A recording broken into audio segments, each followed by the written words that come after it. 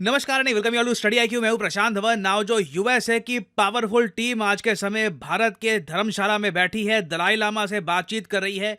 इन्होंने एक के बाद एक ऐसी स्टेटमेंट्स दी है चाइना और शी जिनपिंग के अगेंस्ट के बिलीव करना मुश्किल हो जाता है। देखो, मैंने आपको बताया था आज से 4-5 दिन पहले कि कुछ बड़ा होने वाला है। सडनली आप देखोगे तिब्बत बहुत ज्यादा न्यूज में आ जाएगा। यूएसए की एक पावरफुल टीम आ रही है, इनके जो टॉप पॉलिटिशियंस हैं ये इंडिया में आ रहे हैं दलाई लामा से मिलने के लिए। बट पर्सनली आप अगर मुझसे पूछें, जो दृश्य सामने आए हैं, जो स्टेटमेंट्स दी गई हैं, मुझे भी उम्मीद थी नहीं कि इतना ज्यादा अग्रेसिवली यूएस पॉलिटिशियंस बात करेंगे चाइना के अगेंस्ट भारत की धरती पर।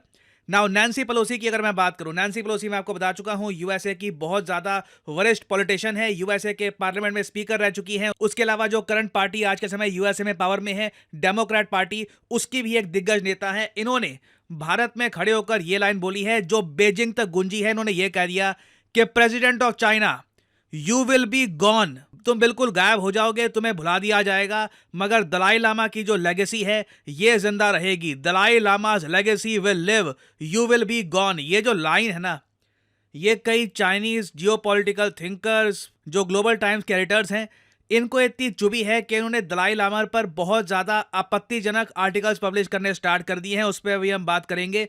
मगर मैं वैसे आपको बता दूं, जब भी यूएसए ने इतिहास में यू विल बी गॉन या फिर ऐसी कुछ स्टेटमेंट दी है या फिर इससे मिलता जुलता संकेत दिया है ना, उसके बाद लीडर बचता नहीं है। एग्जाम्पल के लिए हमने मोस्ट रिसेंटली देखा ये बंदा, यहाँ पे ये ऊपर इसकी बात कर रहा हूँ, इमरान खान एक बार को यूएसए को ओपनली चैलेंज करते थे। इंटरव्यू में बोल दिया कि यूएसए ने पाकिस्तान में मिलिट्री बेस मांगा, मैंने बोल दिया एब्सोल्युटली नॉट। इनका जो एब्सोल्युटली नॉट है ये पाकिस्तान में काफी गुंजा था।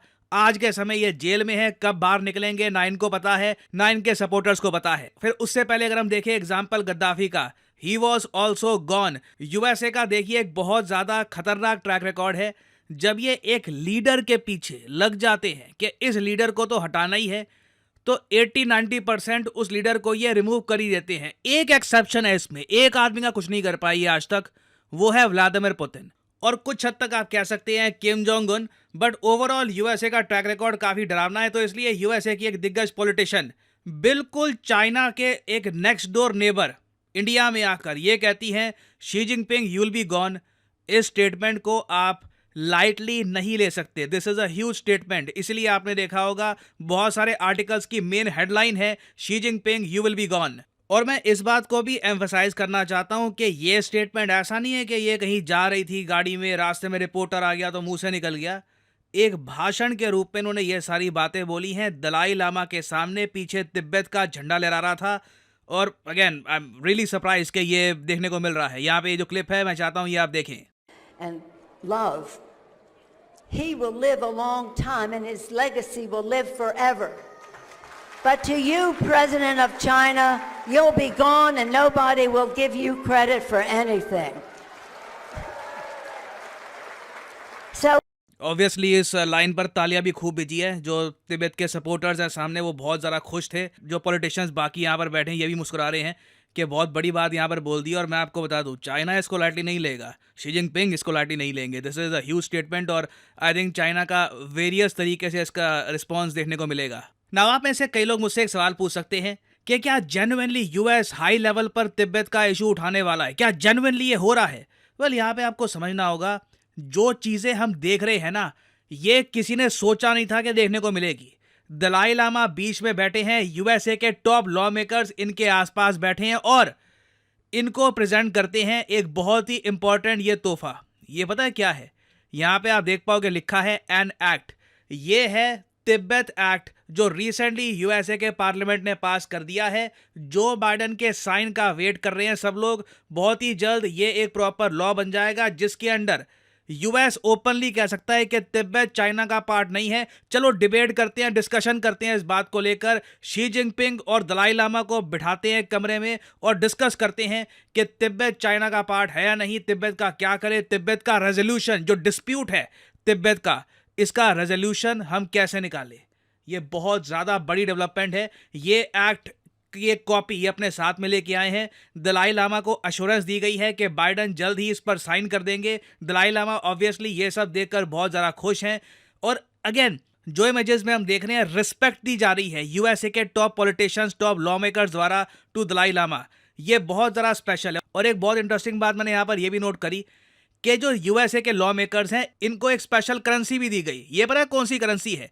ये तिब्बत की पेपर करेंसी है, जो चाइना में बैन हो चुकी है। यहाँ पे आप देख पाओगे the old Tibetan paper currency of independent Tibet. ये भी धर्मशाला में गिफ्ट करी गई है टू यूएस लॉ मेकर्स। ये छोटी बात नहीं है। और अगर आप सोच रहे हैं वेल चाइना के शी जिनपिंग को क्या चिंता होगी ये सब देखकर, अभी सुनने में आया है कि चाइना में बाढ़ आने वाली है, शी जिनपिंग बाल्टियां छाते तैयार कर रहे होंगे, तो इनको क्या टेंशन? क्या शी जिनपिंग सोच रहे होंगे इस सब के बारे में? 100%। मैं आपको एक बात बताता हूँ, शी जिनपिंग ने रिसेंटली क्या किया। एक तरफ धर्मशाला में यूएसए के लॉ मेकर्स आ रखे थे, दूसरी तरफ शी जिनपिंग ने ना नैरेटिव को काउंटर करने के लिए, अगेन शी जिनपिंग भी कोई कम दिग्गज नेता नहीं है, अच्छे से समझते हैं कि लोगों की सेंटिमेंट को कैसे मैनेज करना है। जब यूएसए के लॉ मेकर्स पहुंच गए धर्मशाला में, ये भी तिब्बत के एक एरिया में थे और वहां पर अलग से एक तिब्बतियन बुद्धिस्ट टेंपल को इन्होंने विजिट किया है। ये मैं आपको आर्टिकल दिखा रहा हूं, सीजीटीएन का, चाइना का सरकारी न्यूज आउटलेट है। यहां पर लिखा है Xi Jinping inspects north west China Qinghai province. Qinghai province आज के समय तिब्बतियन ऑटोनोमस रीजन का पार्ट तो नहीं है, मगर हिस्टोरिकली जो ग्रेटर तिब्बत था उसका पार्ट था क्विनखाई प्रोविंस। वहां पर एक तिब्बतियन बुद्धिस्ट टेंपल में जाना ये कोई कोइंसिडेंस नहीं है। शी जिनपिंग प्रेशर फील कर रहे हैं इस सब का। और दूसरी तरफ हम देख रहे हैं कि चाइना का जो विदेश मंत्रालय है वो ओपनली धमकियां दे रहा है यूएसए को। ये कह रहा है कि यूएस लॉ मेकर्स की जो मीटिंग है दलाई लामा के साथ, ये बहुत ज़रा गलत है। चाइना को तोड़ने की बात यहाँ पर की जा रही है। बहुत अग्रेसिव लैंग्वेज इन्होंने यहाँ पर यूज़ करी है। और ग्लोबल टाइम्स ने, मैं कहूँगा, बहुत ज़्यादा एक कहते हैं ना छोटे लेवल का आर्टिकल पब्लिश किया है, जहाँ पे दलाई लामा की जो एक कंट्रोवर्सी हुई थी एक बच्चे के साथ रिसेंटली, उसका एक कार्टून सा बना दिया। और अगेन फनी बात मुझे यहाँ पर ये लगी, इस पूरे आर्टिकल में इन्होंने खूब कोसा यूएसए को, इंडिया को कहीं नहीं कोसा। अभी भी मैं एक बात नोट कर रहा हूं, इस सब में आप देखना इंडियन गवर्नमेंट कोसों दूर है। नैन्सी पेलोसी जब स्टेज पर भाषण दे रही थी, भारत सरकार की तरफ से अजीत डोभाल, जयशंकर साहब छोड़िए, एक क्लर्क तक नहीं था। No representation from India. Indian government यहाँ पर सिंपली, मतलब मैं जहाँ पर देख पा रहा हूँ इंडियन गवर्नमेंट का स्टांस ये है, अमेरिकन आए इंडिया में, ठीक है, जाके दलाई लामा से मिल रहे हैं, ओपन कंट्री है, वो आ सकते हैं हमारे देश में। दलाई लामा धर्मशाला में ही रहते हैं। वहाँ पे यूएस गवर्नमेंट और दलाई लामा के बीच में जो बातचीत हो रही है, वहाँ पे इंडियन गवर्नमेंट ऑफिशियली इन्वॉल्व कहीं नहीं दिख रही। इसलिए हम देख रहे हैं कि चाइना ने भी कहीं भी इंडिया को कहीं से भी वार्न किया नहीं है। आप इस पूरे आर्टिकल में देखोगे ना, इंडिया का एक बार मेंशन नहीं है, एक बार भी कहीं भी पीएम मोदी, इंडिया, इन्होंने वर्ड तक यूज किया नहीं है। चाइना भी समझ रहा है यहाँ पर कि इंडिया बहुत ज़्यादा कॉशियसली बस पीछे खड़ा है। जो भी कर रहा है ये कि Xi Jinping you will be gone, जो भी स्टेटमेंट्स आ रही है, ये क्लियरली यूएसए की साइड से है। ये कोई इंडो यूएस कोई जॉइंट पार्टनरशिप के अंडर ये नहीं हो रहा। और एक फनी बात मुझको यहाँ पर यह भी दिखी, इस पूरे आर्टिकल में तिब्बत वर्ड का भी मेंशन कहीं नहीं है, क्योंकि चाइना तिब्बत को अब तिब्बत बोलता भी नहीं है। तो चाइना देखिए क्लियरली पैनिक कर रहा है। ये जो भी आज के समय धर्मशाला में हो रहा है, इसका इम्पैक्ट शी जिनपिंग पर, इनके फॉरेन मीडिया पर, इनके विदेश मंत्रालय पे, हर जगह दिख रहा है। बट ऑब्वियसली इस सब के बीच में एक चिंता तो बिल्कुल होती है कि ये सब भारत की धरती पे हो रहा है। यूएस ऐसा नहीं है कि दलाई लामा को एक फ्लाइट इनकी बुलवाकर ये वॉशिंगटन में लेकर गए और फिर वहाँ पे ये सब कर रहे हैं। ये सब हो इंडिया की धरती पे ही रहा है। तो एक चिंता हल्की सी आती है कि क्या अमेरिका चाहता है कि ज़्यादा बड़ी एक कॉन्फ्लिक्ट हो जाए इंडिया चाइना के बीच में। अभी के लिए चाइना बहुत ज़्यादा कूल डाउन करके प्ले कर रहा है, इंडिया का नाम ले नहीं रहा, बट देखना होगा इवेंचुअली यहाँ पर होता क्या है। तिब्बत का इशू मैं आपको बता दूं, आने वाले कई सालों में बहुत ही ज़्यादा न्यूज़ में रहने वाला है और कुछ अपडेट्स आती हैं तो ऑब्वियसली मैं आपके लिए अपडेटेड वीडियो ले आऊँगा। और फाइनली यहाँ पे मैं आपसे एक सवाल पूछूंगा, क्लासिक क्वेश्चन है, यूपीएससी, एसएससी, बैंक, पता नहीं कितने एग्जाम्स में वेरियस तरीके से रूप बदल बदल के आता रहता है। आपको बताना है कि ब्रह्मपुत्र नदी, जिसे हम ब्रह्मपुत्र नदी कहते हैं भारत में, जब ये तिब्बत से गुजरती है, क्योंकि तिब्बत में ही इस रिवर की शुरुआत होती है, तिब्बत में इस नदी को क्या कहा जाता है? ये है यहाँ पे आपकी options, Yellow River, Siang river, Tsangpo river या फिर मीकोंग रिवर। कमेंट सेक्शन में करिए उत्तर। जो लोग सही आंसर देंगे उनकी कमेंट को मैं हार्ट दे दूंगा ताकि बाकी लोग समझ पाएं कि सही उत्तर क्या है। और हाँ, फाइनली यहाँ पर मैं ये भी ऐड कर दूं कि स्टडी आईक्यू का जो बैच 11 है, ये 20 तारीख को स्टार्ट हो जाएगा और 20 तारीख के बाद एनरोलमेंट्स यहां पर बंद हो जाएंगी। This is very important. आपके पास मौका है 20 तारीख रात 12 बजे से पहले इस बैच में एनरोल कर लीजिए, ताकि 21 से आपकी जो यूपीएससी प्रेपरेशन है सिस्टमैटिक तरीके से स्टार्ट हो। लाइव क्लासेस के जरिए आप पॉलिटी, हिस्ट्री, वेरियस जो सब्जेक्ट्स हैं सब कुछ चैप्टर 1 से सिस्टमैटिक तरीके से पढ़ें, ताकि यूपीएससी प्रीलिम्स 2025 या फिर इवन बियॉन्ड, अगर आपका टारगेट है 2026, 2027, आप कॉलेज स्टूडेंट हैं, आपके पास टाइम है अभी, आप रुक के एक प्रॉपर अटेम्प्ट देना चाहते हैं, तो स्टडी आईक्यू का जो बैच 11 है यूपीएससी का, इसमें आप कर सकते हैं एनरोलमेंट। सिंपली कमेंट सेक्शन में जाइए, यहाँ पे आपको लिंक मिल जाएगा यूपीएससी आईएएस बैच 11, इस पर करिए क्लिक और आपके सामने खुल जाएगा ये पेज। मोबाइल फोन पे हैं तो स्टडी आईक्यू की जो ऐप है गूगल प्ले स्टोर से डाउनलोड कर लीजिएगा, और जो यहाँ पर प्राइस आपको दिख रहा है यूपीएससी आईएएस P2I कोर्स का, ये कभी भी पे मत कर देना।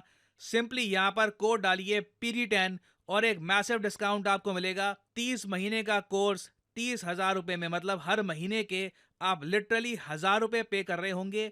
आपको मिलेगी लाइव क्लासेस, आपके एड्रेस पे स्टडी आईक्यू फिजिकल बुक्स भेजेगा, आपको 1-to-1 मेंटरशिप मिलती है, आपका प्रीलिम्स, मेंस, इंटरव्यू तीनों प्रॉपरली कवर होता है इस पैकेज के अंडर। और हाँ, आपको अलग से टेस्ट सीरीज भी परचेज करने की जरूरत नहीं है, क्योंकि प्रीलिम्स टेस्ट सीरीज भी आपको इसी कोर्स के अंडर मिलेगी। तो जो बैच 11 है ये 20 तारीख रात 12 बजे के बाद यहाँ पे एनरोलमेंट खत्म हो जाएगी। तो आपके पास 20 तारीख रात 12 बजे का टाइम है। You can start your UPSC preparation in a proper way. So इसी नोट के साथ यह है वीडियो का अंत। Thank you for listening and as I always say, may the gods watch over you.